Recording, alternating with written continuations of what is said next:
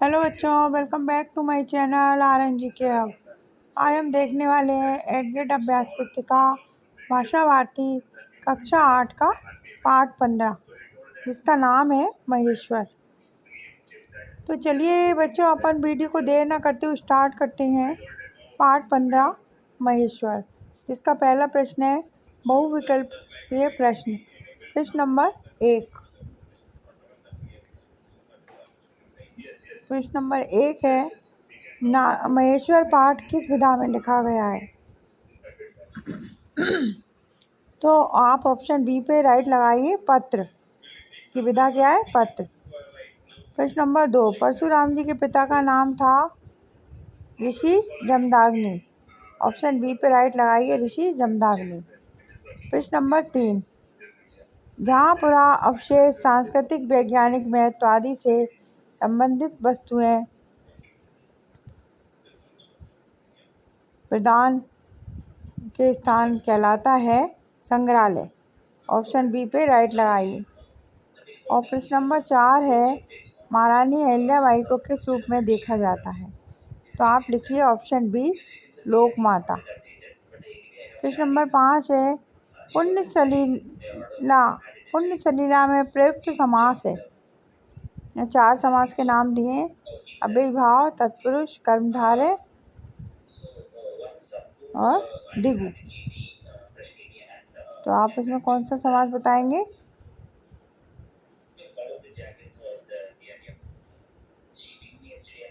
तत्पुरुष। Option B पे right लगाइए, तत्पुरुष समास। चलिए बच्चों, अपन देर ना करते हुए आगे चलते हैं। खाली स्थान, रिक्त स्थान। प्रश्न नंबर 6 में 1 आएगा और प्रश्न नंबर 7 में 100 से 500, 100 से 500 और 8वें में आप अहिल्याबाई लिखिए, 9 में मामा और 10 में मनोहर। इस तरीके से आपके 5 प्रश्न पूरे होते हैं। अब अपन 11वां प्रश्न देखते हैं, अति लघु उत्तरीय प्रश्न। महेश्वर की कौन सी साड़ियाँ प्रसिद्ध हैं?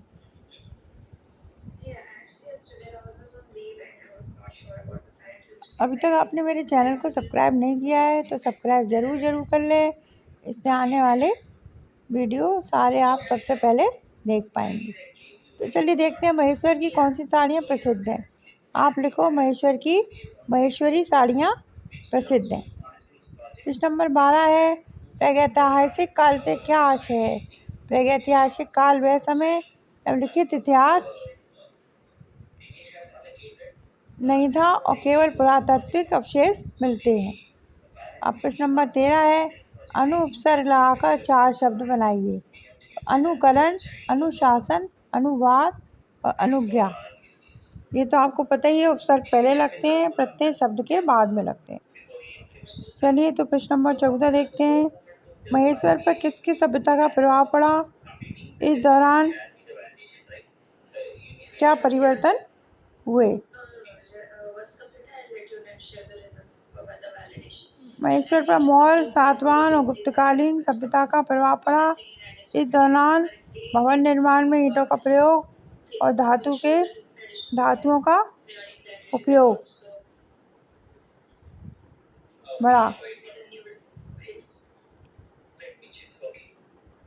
मृदभांड कला और अलंकरण युक्त भवनों का विकास हुआ। चलिए देखते हैं अब लघु उत्तरीय प्रश्न। प्रश्न नंबर 15। प्रश्न नंबर 15 है, पत्र के प्रमुख अंग कौन कौन से हैं? लिखिए। आपने पत्र तो लिखा ही होगा कभी, तो उसके प्रमुख अंग कौन कौन से होते हैं ये अपन को यहाँ पे लिखना है।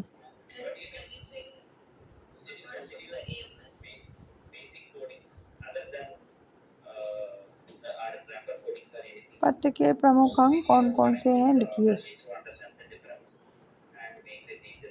प्रेषक का पता और दिनांक, संबोधन जिसको अपन लिख रहे हैं, पत्र की मुख्य सामग्री, समापन और हस्ताक्षर।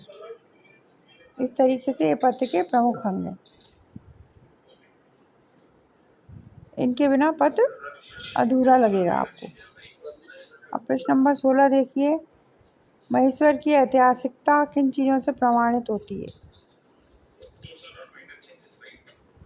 महेश्वर की ऐतिहासिकता वहाँ के प्रागैतिहासिक काल के अवशेषों, पाषाण काल के औजारों, मिट्टी के बर्तनों और महेश्वर के किले और मंदिरों से प्रमाणित होती है। महेश्वर आने वाला दर्शनार्थी अपने आप को कब धन्य समझता है? महेश्वर के मंदिर में स्थित अखंड दीप में घी डालने के बाद दर्शनार्थी अपने आप को धन्य समझता है। 18 वाला देखिए, महेश्वर के घाटों का अपने शब्दों में वर्णन कीजिए। महेश्वर के घाट नर्मदा नदी के किनारे स्थित हैं।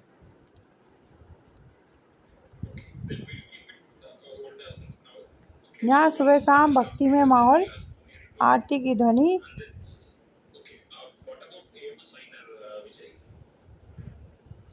और प्राकृतिक सौंदर्य का संगम देखने को मिलता है।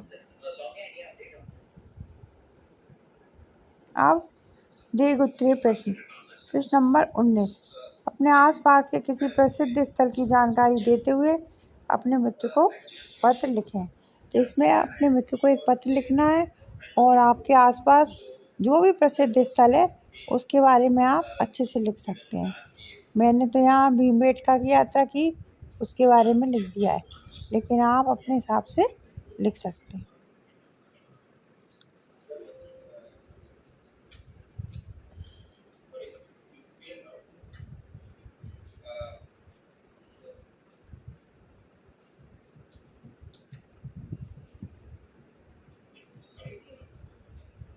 इतिहास में पुरातात्विक स्थलों का क्या महत्व है? ये आपका क्वेश्चन 20 है।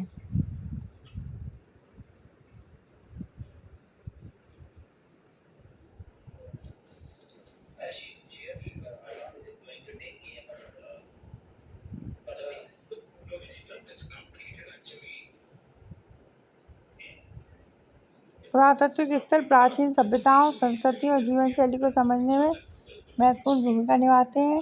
इनसे हमें उस समय के लोगों की जीवन शैली, कला, संस्कृति और सामाजिक संरचना की जानकारी मिलती है। पुरातात्विक स्थलों का अध्ययन इतिहास को जीवंत रूप में समझने और उसे संरक्षित रखने में मदद करता है। इस तरीके से आपका ये पाठ पूरा होता है बच्चों। Thank you for watching. Video अच्छी लगी हो तो लाइक ज़रूर कीजिए।